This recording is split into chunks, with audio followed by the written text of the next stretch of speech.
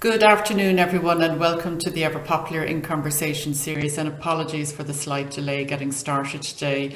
We're delighted to be joined today by Dr. Martyn Newman, a well-known clinical psychologist specialising in emotional intelligence and mindfulness. So we're delighted to have you here with us today, Martyn. And the topic for the next 40 minutes will be emotional intelligence and realistic optimism. So once we get to 11:40, as always, we will take as many questions as we can. So please feel free to use the chat box and the Q&A function. And we'll try to get to as many possible as we can within the hour. So Martyn is very well known in the field of emotional intelligence, but maybe just a little bit of background for our audience today. So Martyn is author of the best-selling book Emotional Capitalists and newly released the Mindfulness book, and co-author of the Emotional Capital Report, a global benchmark for measuring EQ and leadership performance. And more lately, the Emotional Intelligence Sports Inventory, the world's first psychological inventory to measure how EQ supports elite sports performance. So we're delighted that so many of you are joining us today, and we've had great interest in today's session. So Martyn, a very warm welcome to you, and thank you for joining us. My great pleasure, Helen. Looking forward to our conversation. Great. So Martyn, maybe to start off, how has the pandemic been for you? Can you tell us a little bit about where you're based and how have you found this last 18 months? Sure, I'm fortunate enough to be based in the south of France, and even though we've really been an epicenter of it down here, there's just been generally an ability to cope with it down here, and certainly the weather helps. But just before the news broke internationally, I was actually in China working with a large corporate travel business, and the mood was extremely upbeat, and of course it reflected that more general buoyant mood I think that business was enjoying at the time.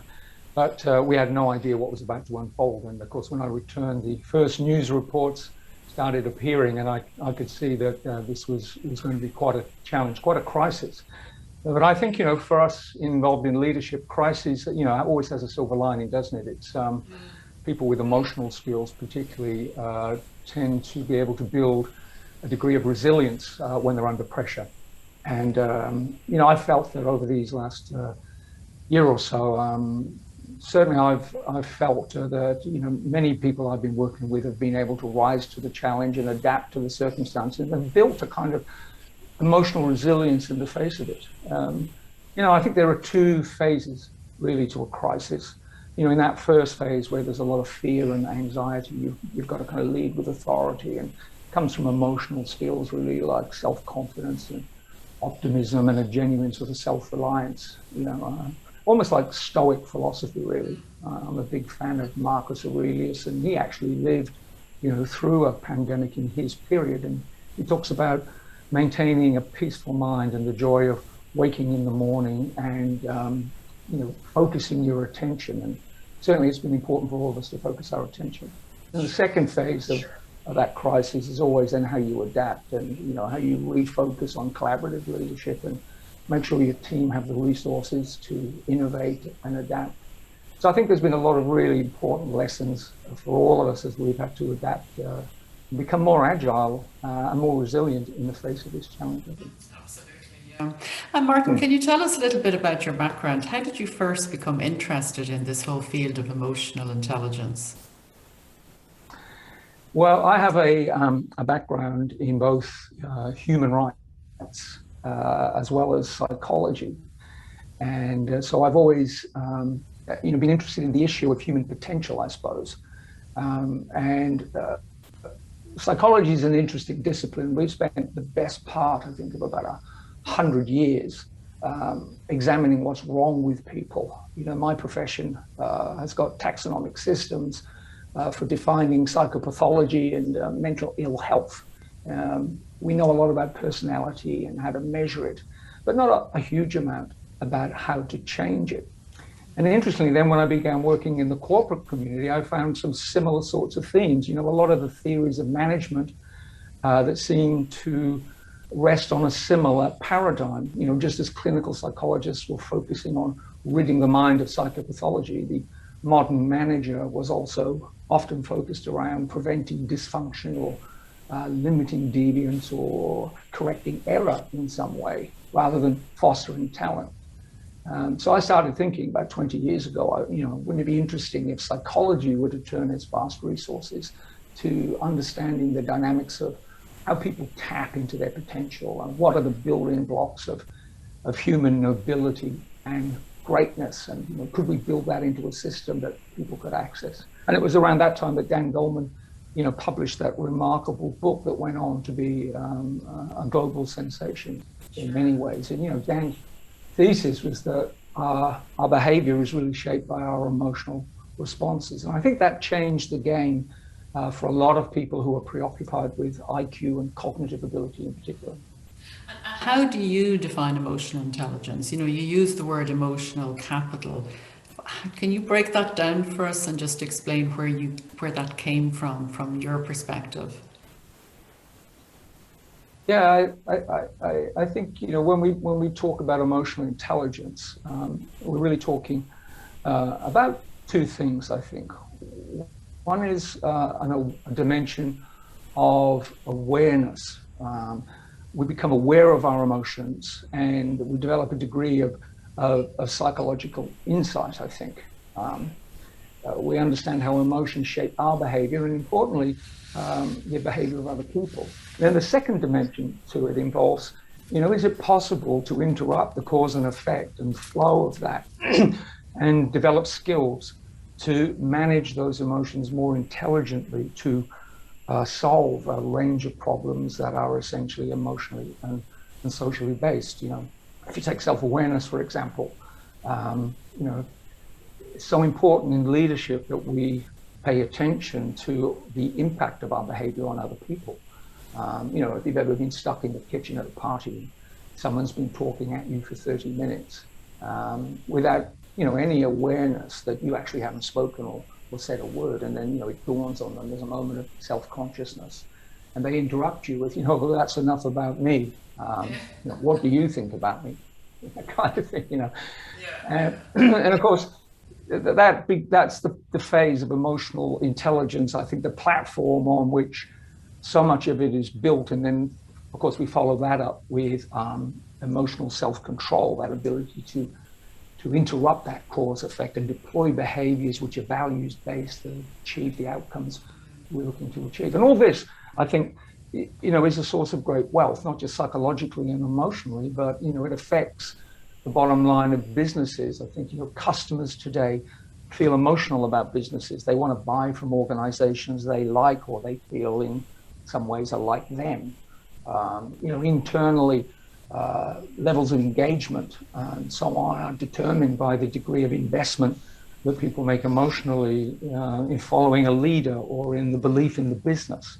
And treating people as emotional investors is critical for leadership. So that's and then, of course, all around. Sorry to cross you, but that's the link then between intelligence and capital. Then, is it for you? Yeah, I think it's a notion that as you invest in relationships, for example, if you take the time to genuinely build relationship with people where they feel that there's a genuine interest, people have a tendency to reciprocate, and they tend to then trust you. They tend to respond to you more authentically and more loyally, and so it creates value.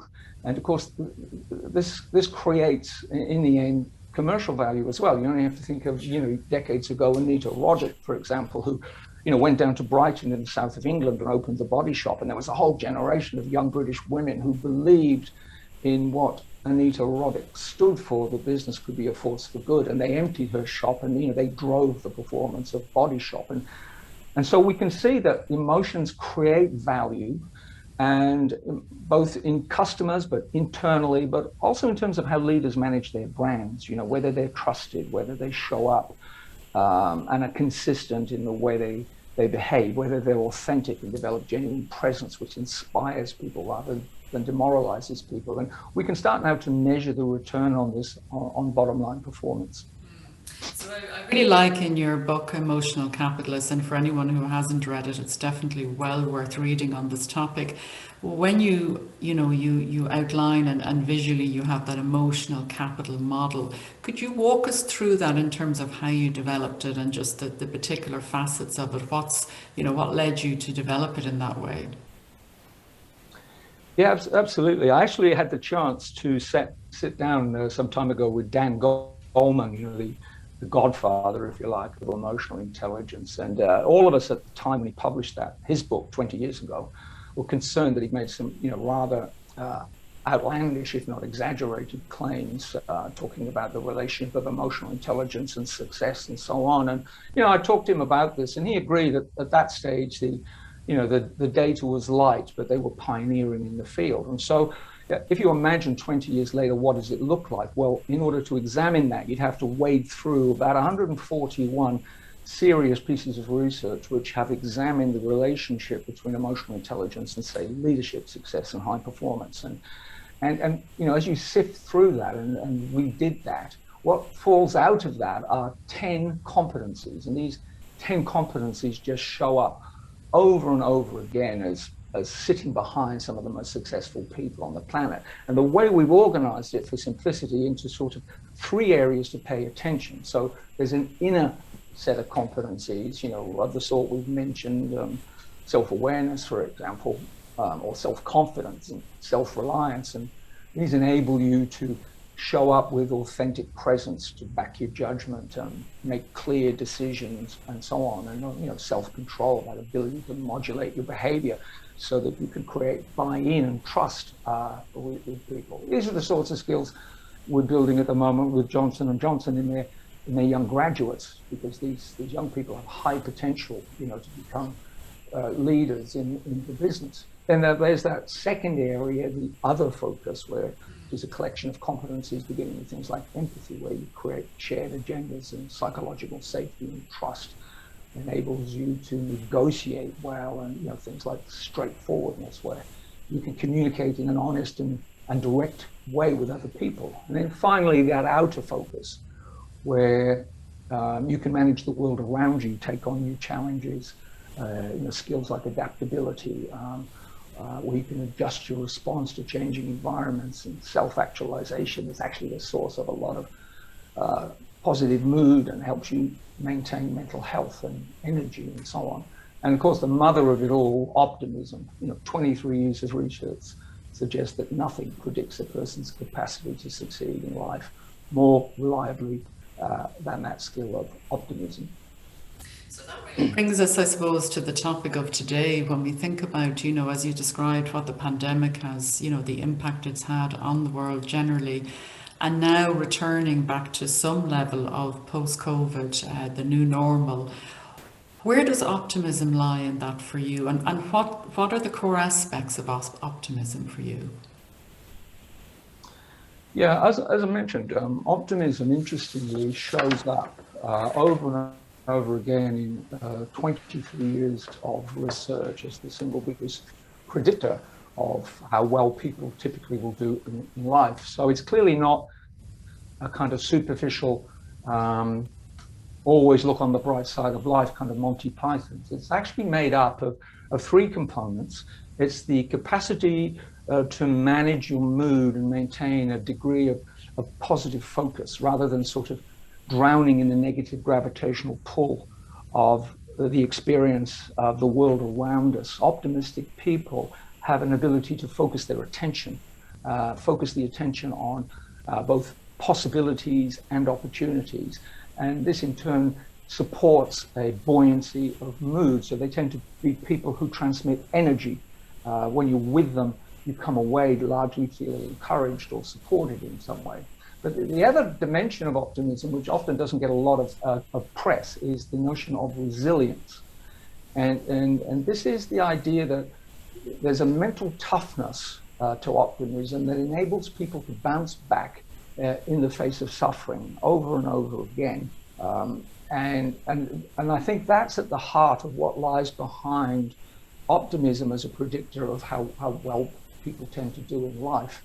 And, you know, I've been reading a book this year, The Emotional Life of the Great Depression. And what's interesting is in a period of profound economic and emotional collapse, you know, all sorts of businesses were able to get going. You know, you think of Nestle, you think of, you know, Jakob Schick, the razor, or Big Pens, you know, and it wasn't only startups, it was some very serious, well-established businesses that were able to survive those really difficult environments. And as you look at the detail, and it's a dense book, it turns out that it's those businesses that has this set of emotional and social skills that they were able to stare down the challenges of their current moment and find opportunity in the face of setback. And so, you know, it's an extraordinarily reliable skill, and one that, you know, after you've told your kids that you love them, it's, you know, it's probably the one we should be building systematically in young people.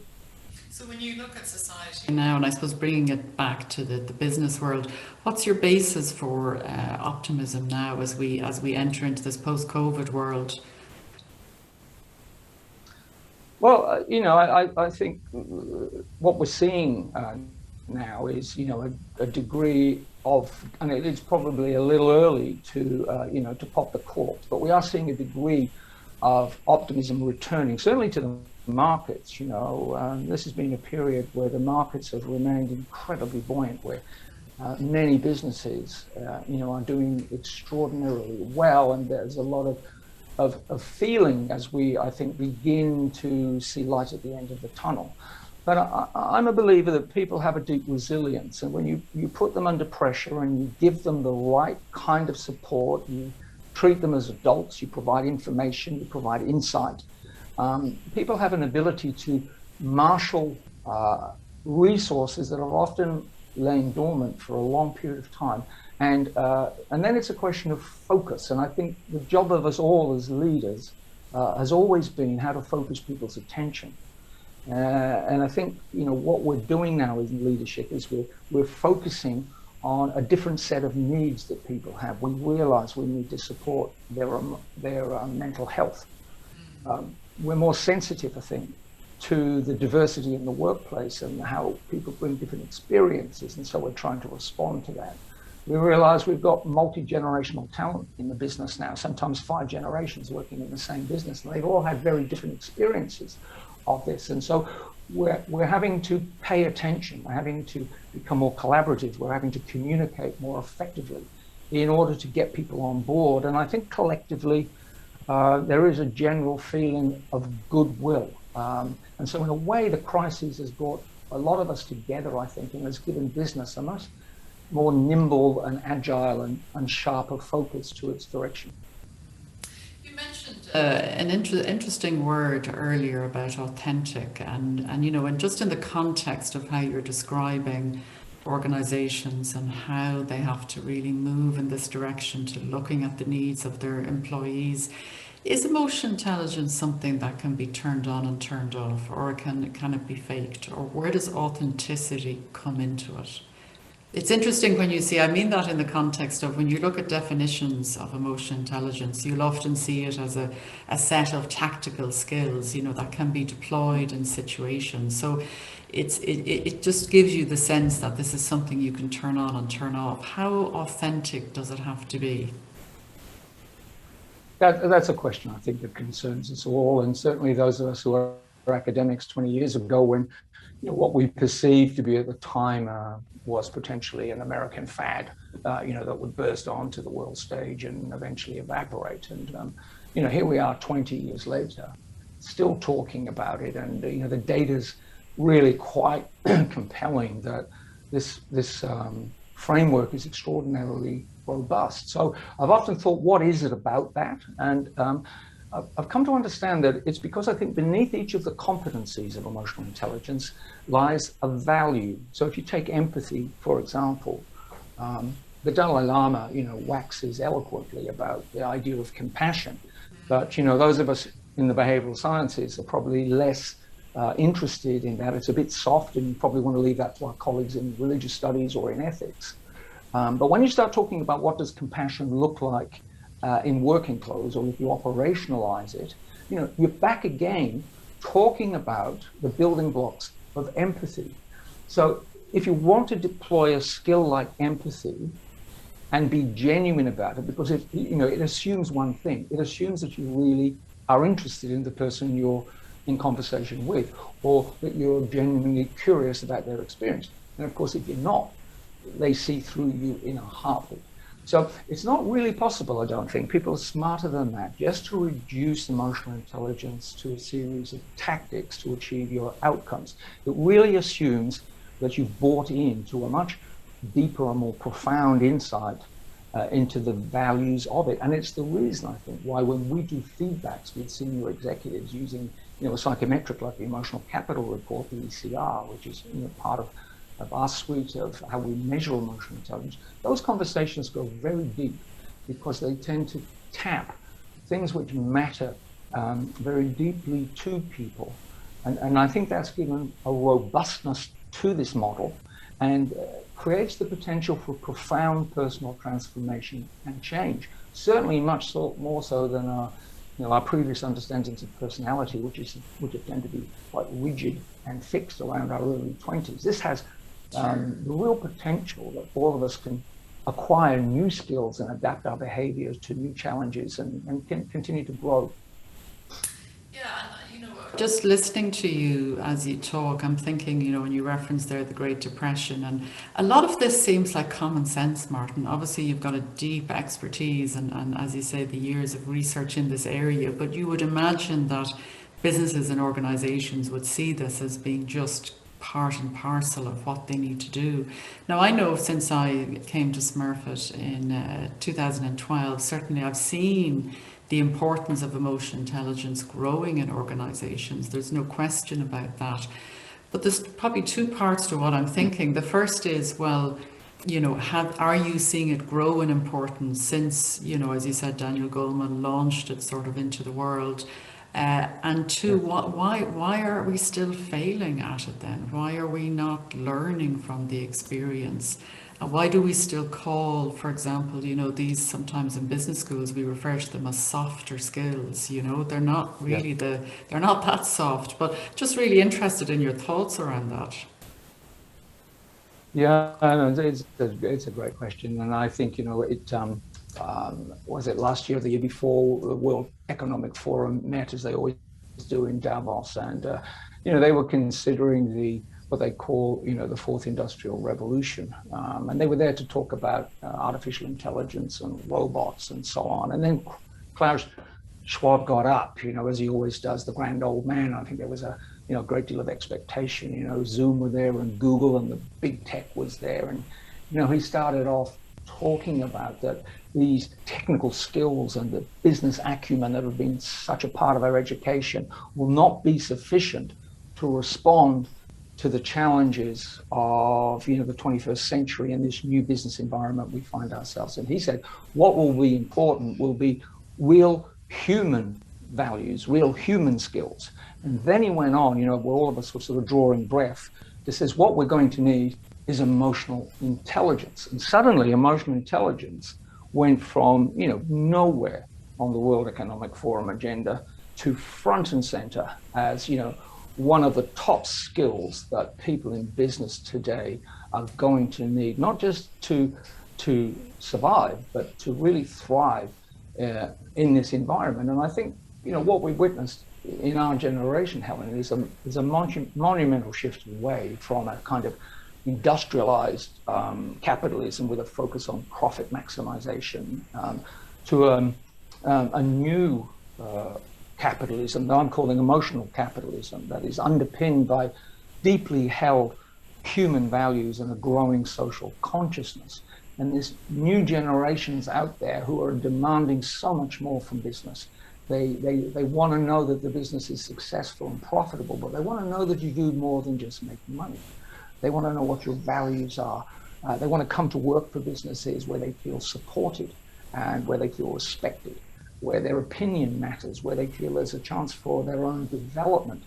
And so managing multi-generational talent, making diversity programs genuinely inclusive, equipping customer-facing teams now These are the challenges of this new decade, and it's the skills of emotional and social intelligence, I think, that equip people to make this possible. And I think, the older generation of leadership, that the Googles and the Skies that we work with, and the Oracles and so on, are deeply committed to emotional intelligence programs. But as you say, there's a laggard effect here, and I think old school people are still concerned about the commercial responsibilities and does this make sense in the cut and thrust of the commercial environment. Look, the data on that is absolutely overwhelming, and quite quickly these businesses, unless they really understand how to implement this inside organizations, will fast become dinosaurs in this current environment we find ourselves in. Interesting. And Ronan Harris was actually our last guest on the In Conversation series, and I just, as you're speaking, I'm just struck by there's a quote in your book actually that you take from Stephen Covey. I might just read it out, and it says, research shows convincingly that EQ is more important than IQ in almost every role, and many times more important in leadership roles. This finding is accentuated as we move from the control philosophy of the industrial age to an empowering release philosophy of the knowledge worker age. That's a really interesting quote, and it resonates what you're saying there about it. How do you see, and the last in the last event here with Ronan, he talked about the age of quantum computing, how we're only at the really the beginning of this digital age. I mean, does that inspire hope that instead of removing, there's a sense sometimes with the digital age you're removing the person out of the business. What you're saying is actually the human becomes even more important as we go forward. Yeah, absolutely. I'm convinced of that. I think we've recognized, or businesses recognize, the importance of the human dimension, for about 50 years now, ever since Theodore Schultz, began introducing the notion of human capital that drew attention to the fact that the real value of capital actually depended on knowledge. And then as economies became more information-based, Peter Drucker coined that term knowledge worker to describe the most valuable workers, the people with the best educations and so on. But as we move, I think, more deeply into the 21st century and into this digital revolution you described, knowledge, there's an enormous amount of knowledge, and people must specialize in narrower slices of it to achieve mastery. And so for any given problem, there's a range of expert opinion that's required. And so to find those best solutions, people are working in groups more. And what's critical to success in organizations, I believe, is the most valuable workers increasingly will be known as relationship workers. Technical and business skills will still be in demand. But as knowledge becomes more specialized, tomorrow's engineers, the sorts of people we work with, say at ExxonMobil or Boeing Aerospace, these are not going to be geniuses shut away in cubicles. It'll be those who can build relationships, who can brainstorm effectively and collaborate. And so I think what Klaus Schwab describes as these very human skills will become absolutely critical to the implementation of innovation and innovative technical solutions, if you like. And we see that all the time. And we did some data where we've been working at Sky for the last 6 years, mapping emotional intelligence across the senior leadership group. We're up to about 800 leaders at Sky. And it turns out that those leaders that were leading the most innovative groups, defined by people who took products successfully to market, that they scored outstandingly well, not just generally on emotional intelligence, but above their peers on things like empathy, relationship skills, adaptability, and self-actualization. In other words, they had this remarkable ability to create a psychologically safe place to engage people. And so it fostered a kind of diversity of idea flow. And this is when new ideas, new products emerged. And so these skills have suddenly become not just nice to have, they're absolutely the must-have skills if you want to remain agile and innovative, in the current environment. Yeah, really interesting. And so I'm thinking, Martyn, about our audience here today, and I'm sure there are some people who are thinking we don't do emotional intelligence in our organization. We haven't really gone this direction yet. What advice would you have for people in that situation where maybe the senior leadership haven't really embraced this, all of what you're talking about there and how important it is in business? Yeah, I think that's understandable, Helen. I think, until we can begin to measure, what's euphemistically, pejoratively very often being referred to as soft skills, but it turns out that these skills actually have a structure to them. And I think people with a technical mind or a strong sort of commercial mind that process information sequentially and systematically and so on, they find themselves extraordinarily seduced by emotional intelligence once they understand that it's not as soft as they thought it was, that in fact there is a structure to these competencies, and that there's a set of building blocks, stepping stones if you like, which can be followed to actually acquire new skills and generate new responses in the world around them. And then once on top of that, they understand that there's a technology now that's been built over 20 years. We use something called the Emotional Capital Report, which measures these competencies accurately so they can get a real benchmark of where they sit. It gives them great confidence that this is something that can be acquired. This is a knowledge base, a skill set that can be accumulated over time and that will really change their own individual performance and the performance of the business. So it's really understanding, I think, how to implement that successfully in organizations, because the downside of emotional intelligence, is it's not something you can acquire simply by attending a motivational workshop. You can go and listen to American motivational speakers, and you can take your shoes and socks off and run over those hot coals, and you come out of that, you're going to change the world. But a couple of weeks later, you're probably not really that different. And the reason for that is not that you're lazy.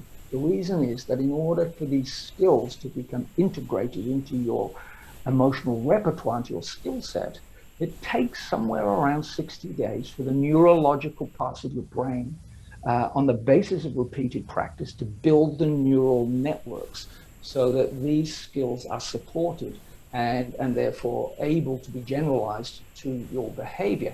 And so you need a program, if you're going to implement emotional intelligence, that's not simply around a motivational workshop.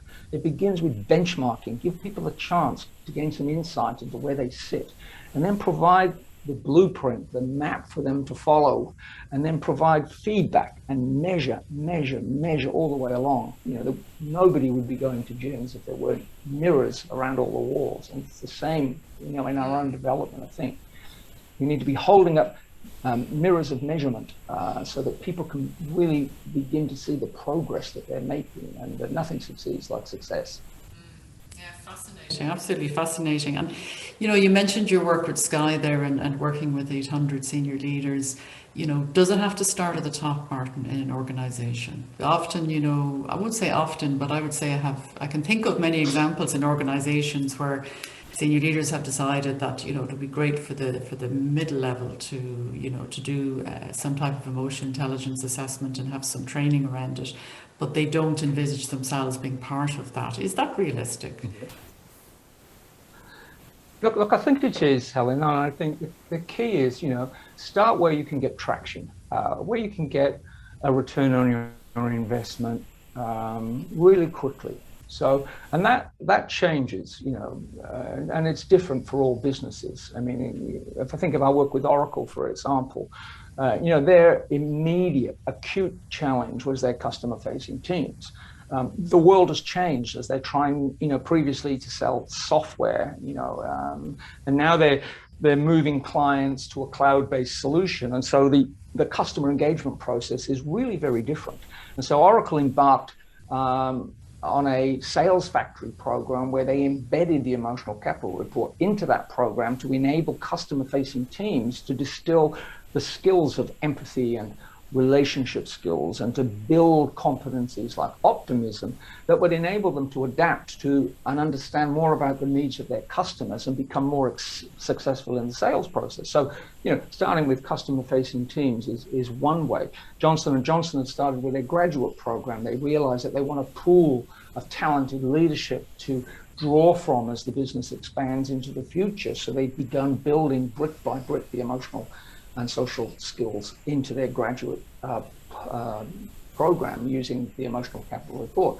Sky, on the other hand, had a really challenging culture to begin with. Jeremy Darrett was faced with, a difficult and intense work environment. So he began with the top executive group and then gradually cascaded that to 800 senior leaders. And it had the impact of really beginning to model behaviors that demonstrated a new way of doing business, change the nature of the culture. And, a couple of years ago, we saw the result of that as Sky was bought in a bidding war.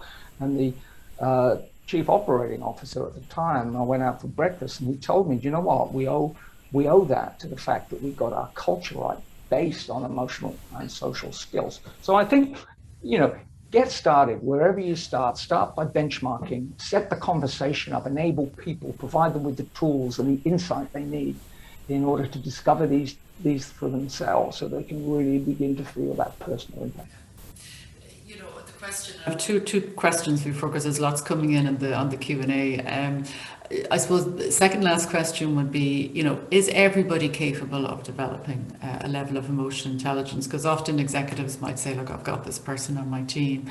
I mean, we've tried everything, it just doesn't seem to be landing.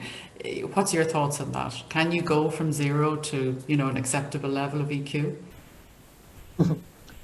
Look, after 20 years, I suppose, and my background's clinical psychology, so I've worked at the coalface of some pretty challenging and difficult, areas of human behavior. But in 20 years, I've not yet met a person who isn't able fundamentally to shift some really critical dimensions of their behavior in a constructive way. And so, emotional intelligence is fundamentally a developmental, strengths-based approach to human potential. I think it pushes beyond the limitations of measuring personality, which, as I mentioned, tends to be fixed around your early 20s. And it kind of offers us a behavioral technology. Instead of just relying on our personalities, trait response to situations, it says you can change your behavior once you gain insight into what's driving your behavior and that you connect to your values. So I'll give you a really powerful example. One senior manager in a large organization had for years behaved like a tyrant. He's intimidating his staff and so on. And he's what we call a big personality, that we're often referred to in organizations. And over the course of the emotional intelligence training, I encouraged him to step back and just observe himself in the present moment, just before his behavior erupted, without judging himself at all. And he came to understand that the real force driving this habitual behavior was not malevolence towards his staff at all, but rather that toxic style was driven by the emotion of fear, the fear of loss of control. And as he recognized that his management style was really incongruent with his values, the view he had of people, that he really valued and respected people, he gained clarity about how he wanted to behave. And then when he understood the building blocks of how to manage and control that behavior and deploy alternative reactions and responses, he was able to make an enormous shift. And he told me, and this is where I think you really see the validation. He said to me, this has changed my relationships with my teenage kids. And once senior executives start talking about how it's impacted in their most intimate relationships, the transfer to the professional environment becomes really evident and really profound. So I think it's possible for even the most recalcitrant and difficult, or what corporates often refer to, big personalities, to really begin to adapt their style and become much more and that's why in the end it's an intelligence. The question to be asked is, are you achieving what you want to achieve? And is there a better way? Well, the answer to the question is, look, there is a better way, and there are more intelligent responses to modulate your emotions and deploy behavior based on your values. Really interesting. So, final question, and then we'll move into the Q&A. I'm really interested in your work around the elite sports and the performance side, and I'm just wondering what are you learning in that field that you can apply back to the business world? Yeah, It's a really interesting field, isn't it? In fact, I wish I had a lot more time to spend in that space, but we've been working in that now for 20 years. And, 2 decades of sports psychology have really helped, I think, in terms of made a huge contribution to performance psychology and have helped elite athletes implement psychological practices that have helped their performance, techniques such as, we take for granted these days, relaxation, goal setting, mental rehearsal, self-talk, many of which have come over into the corporate world. But, there's been a great deal of interest as well into, can we measure personality variables as they align to sports performance? And that's where the bulk of the research has been. And it's distilled down to 6 areas, really: motivation, self-confidence, arousal and activation, concentration, and attentional control, and how we regulate stress and cope with adversity. And what's interesting to me, Helen, is all of those psychological factors involve the regulation of emotion. And of course, this is the territory of emotional intelligence. So the emotions that disrupt elite athletes in the arena of competition are those distressing emotions which change their focus, that inability to manage that reactivity, that inability to manage anxiety and so on, or the lack of ability to see that opportunity. And this is the sphere of emotional intelligence. So we've been measuring that in elite sport, in elite rugby, England rugby, and the PGA Golf Tour and so on, and finding that, providing elite athletes with these moments of insight and then a series of techniques that they can deploy. A tennis player at the recent French Open, for example, when they get a bad line call and there's that rush of emotion, of injustice and so on, you've got about 16 seconds before you've got to refocus and serve again. And what you do with those 16 seconds will determine whether or not you go on to potentially succeed or, you implode and dissolve. And so breaking down those 16 seconds into groups of 3 to 5 seconds and having a well-worn pattern of responses to manage those distressing emotions so that at the end of 16 seconds, your mind is refocused on the next point and you let go of that. Do all those distressing emotions of injustice and so on will determine whether or not you can succeed. So there's wonderful opportunities, I think, to apply emotional intelligence to assisting athletes with on the field as well as off the field and, in post-professional performance when they all have to deal with the disappointment of, career over now, how do I manage myself? So that requires some inner focus and some emotional skills around that too. And at the moment in Smurfit Executive Development, we're collaborating closely with Leinster Rugby. And one of the things I've really come to learn, is like the impact of injury, for example. People see elite sports sometimes as all the success and the glory, but there are some really tough times in there. How somebody knows they're going to be off the pitch for 9 months, let's say, and yet they have to keep that focus to drive forward to get back to where they were. So there's incredible insights from there, I think, that do apply very well to business. That's essential, I think. And I mean, Stuart Lancaster was one of the first, I think, sports coaches who really understood this at a profound level. And he's, very emotionally intelligent and insightful, Stuart. And, he was actually one of the first guys to read my book, and he wrote to me, and I had lunch with him. And, for him, it gave him a language, I think, to name and explain what he already intuitively knew was really driving performance. And I think that's most of the battle, Helen. I think once we've got a language to name and explain these soft skills, once we've got a technology to measure them, then I think it puts us back in control and gives us the possibility, of developing the skills which are the most important. Yeah, and I think we definitely need to come up with a better word than soft skills, Martyn. That has to be a key one.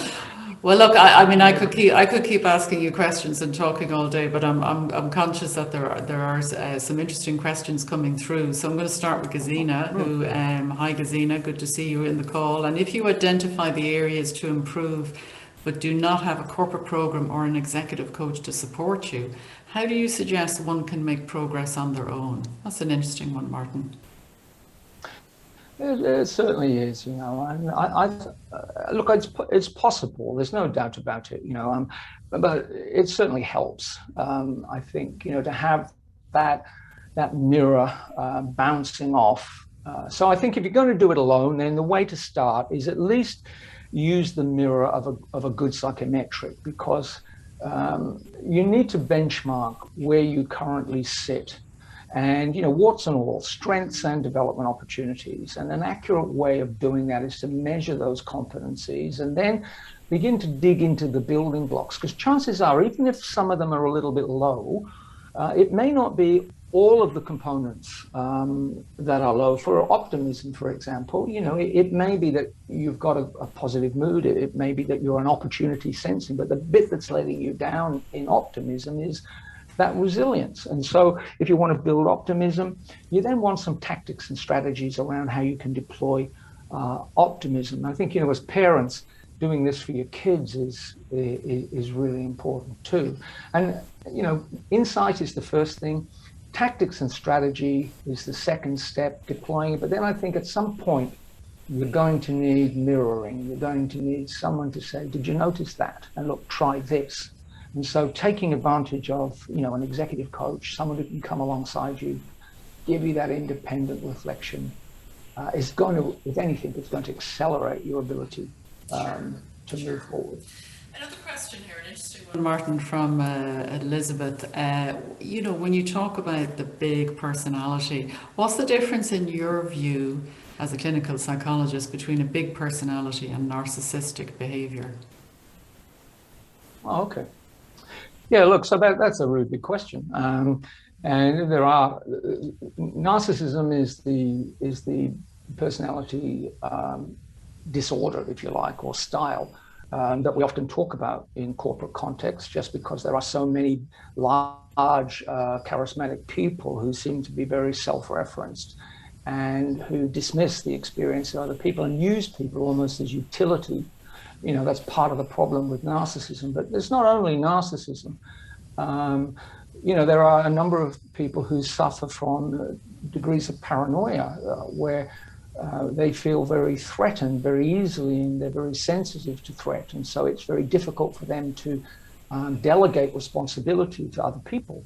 And so they end up, you know, creating teams of real dependence because they are afraid that their team members become a threat to them, or so on. Or there's people who are terribly dependent, and so they lack a degree of self-reliance, and they're always in need of checking with other people excessively, so it's very difficult for them to take an initiative and so on. And this can create, you know, as it amplifies inside an organization and as your responsibilities get bigger, it can create various forms of toxicity and difficulties for team members. So it's certainly not just narcissism. There's at least, you know, 10, I think, well-identified forms of how a personality, as it distorts and becomes exaggerated, cause people around them to suffer and you know, have to find out how they're going to manage. But again, what we're trying to do with emotional intelligence, I think, is move people beyond the reliance on those sorts of well-worn trait patterns to suggest that you can interrupt that flow, create a platform for observation. And this is where mindfulness as a technology becomes powerful. Observe your behavior, understand what's driving it, whatever the distressing emotion is, identify the values, and then deploy behaviors according to that align with your values. And over the course of time, you get to actually soften those distorted elements of your personality and deploy behaviors which are more consistent. So, you know, I think there's a range of personalities which can cause difficulties inside organizations, but you don't fix it by, you know, spending $40 million on personality assessment, because all that's going to do is tell you there's a problem. It won't give you very many tools for fixing it. Somebody's asking here where they can access the Emotion Capital Report. So if you contact us directly, we'll be able to put you in touch with Roach Martyn on that one. Mariah, I hope I'm pronouncing your name okay. Is the real problem not that we are disregarding emotions as something not as notable as knowledge, and we fail to recognize and accept our emotional nature as human beings? What do you think, Martyn? No, what a lovely question. Look, I think my generation has made a fundamental mistake. We very early on separated knowing from feeling. We did this in the school system, insisting that knowledge was a cognitive process and that emotions were a distraction. And we've done this in business, where we've focused very much on tactics and strategies and technical elements and commercial imperatives and so on. And we've neglected very often the understanding of how emotions actually generate engagement and motivate people and so on. And so I think, there's a fundamental need to reconnect the very obvious link between knowing and feeling, and that emotional intelligence recognizes that there's a cognitive dimension. It's not all about softness. It's about insight, that the emotional centers of the brain actually operate on very similar structures to the cognitive intellectual centers of the brain. And without access to those emotions, it's very difficult for people to make decisions. We need access to emotion to make decisions. And the clearer we understand our emotional topography, the inner life of our emotions, the clearer we can be on how they affect our decisions and so on. And so I think, organizations these days really need to reconnect again this notion of feeling and knowing. The great literature through history has always understood this relationship. It's just education and so often business are separated. And I think it's a great day we live in now because we've reconnected. There's generations who are demanding, not just what your business does, the tactics and strategies, that they have feelings towards the business as well. And so it's important. We want to attract the emotional customer at the end of the day, not the rational one, if we're going to be profitable. That's a very good way of putting it. Andrew, good to see you. We have two questions from you, but I'm gonna maybe focus on the second one. So if we understand the importance, Martyn, of emotional intelligence in business, then how do we learn to reward it, recognize it, even remunerate it? And have you seen that in certain organizations or type of organizations more than others? For example, Andrew is suggesting maybe listed companies are more adept at this. What's your thoughts on that? Yeah, sure. Look, I'm not so convinced that we need to reward the expression of emotional intelligence. I think, deploying emotional intelligence in and of itself has its own reward. It creates more genuine and authentic interpersonal human connection. It gives us a degree of flexibility in our thinking. It creates a greater level of peacefulness in our minds, a more buoyant mood and an ability to be more optimistic. So in and of itself, I think, it becomes very rewarding. And I think the people we collaborate and work with appreciate that too. But I think reward is really around performance. And I think the key in organizations is to understand that these emotional skills actually contribute dramatically and measurably, demonstrably to performance. And so reward based on performance, I think, is still the accent that the business operates under. It's just the actions that are required in order to deliver that performance. That's, I think, where our understanding has profoundly changed. And, there's a wonderful book called Firms of Endearment, where Raj Soda mapped 72 companies just after Dan Goleman brought out his book that were well regarded by their communities, that had high levels of engagement by their employees, where suppliers and so on regarded them highly, where they were regarded in the community, their brand was highly valued. And it turned out that over a period of 15 years, these 72 companies, many of the brands, if I was to list them to you, Nike and so on, outperformed the S&P 500 by a factor of 10.5, even through the global financial crisis. So, we know that if you get this right, if you get the cultural piece right, People show up to work because they want to be there. They want to make a contribution, and they want their contribution recognized. They want to participate in the prosperity that comes along with a business that's flourishing. So I think it takes care of itself. My own view. Well, Martyn, we've had a great response to this session today, and I think we could probably keep going for the afternoon, but unfortunately our time has come to an end. But thank you so much for taking the time to join us today. It's been really fascinating. We have some really good comments in the chat. We didn't get to do all the questions, but I think people are really listening, and the topic and your view and your perspectives have really resonated with them. So thank you so much for joining us, and we look forward to staying in touch with you. And thanks to everyone in the audience for joining today. We've had a great interest in this particular topic, which is nice to see. This is the last of the In Conversation series before the summer, so we will look forward to reconnecting with you in the autumn. So thank you very much, everybody, and thanks again, Martyn. My pleasure, Helen. Take care. Bye-bye. Bye.